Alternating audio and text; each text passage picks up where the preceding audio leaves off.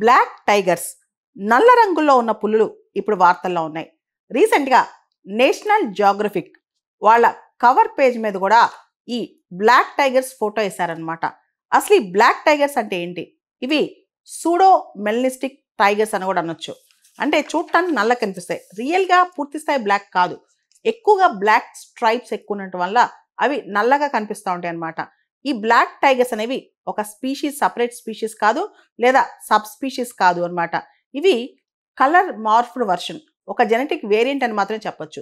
బెంగాల్ టైగర్కి ఒక colour morphed version అని చెప్పొచ్చు అనమాట. ఇవి సూడో మెలిస్టిక్గా ఉంటాయి. అంటే బ్లాక్ పిగ్మెంట్ అనేది వాటి మీద ప్రామినెంట్గా కనిపిస్తుంది కాబట్టి మెలిస్టిక్గా కనిపిస్తాయి, అంటే నల్లగా కనిపిస్తాయి, కానీ పూర్తి స్థాయి కాదు. అందుకే వీటిని సూడో మెలిస్టిక్ అంటాం అనమాట. ఇవి ఈ మధ్య చాలా ఎక్కువగా ప్రామినెంట్గా వార్తల్లోకి వస్తాయి. అంతేకాదు వీటి బాడీ మీద, అంటే వీటి శరీరం మీద ఈ నలుపు రంగు అనేది కాన్స్పిక్యుయస్ గా కనిపిస్తుంది అనమాట. ఈ నలుపు రంగు కారణం ఒక జెనెటిక్ మ్యూటేషన్ అని చెప్పొచ్చు. టాక్ పెప్ అనే ఒక జీన్ వల్ల ఇవి నల్లగా కనిపిస్తున్నాయి అనమాట.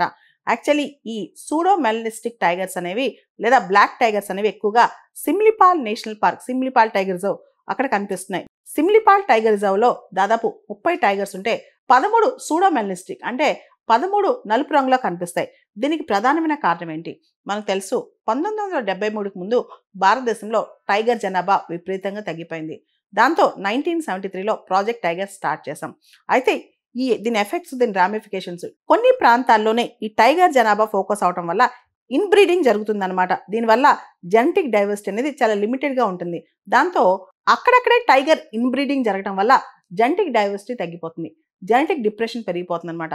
దానివల్ల ఈ నలుపు రంగులో ఉండే టైగర్స్ సంఖ్య పెరిగిపోతుందని చెప్పొచ్చు. రీసెంట్ గా కూడా ఈ నేషనల్ జియోగ్రఫిక్ మ్యాగజైన్ పైన కవర్ పేజ్ లో ఈ సూడో మెలనిస్టిక్ టైగర్స్ పిక్చర్ వచ్చింది. దానిలో కూడా, అంటే నేషనల్ జియోగ్రఫిక్ లో కవర్ పేజ్ లో పెట్టి లోపల ఏం రాశారంటే, టైగర్స్ ని ఒక చోట చేర్చి, ఒక చోట తీసుకొచ్చి ఈ టైగర్ రిజర్వ్స్ అని పెట్టి వాటిని ఒకటే చోట ఇన్బ్రీడింగ్ చేయించడం వల్ల ఇలాంటి లిమిటెడ్ జెనెటిక్ డైవర్సిటీ వల్ల ఇలాంటివి కనిపిస్తూ ఉంటాయి, ఇలాంటి నెగిటివ్ కాన్సిక్వెన్సెస్ వస్తూ ఉంటాయి.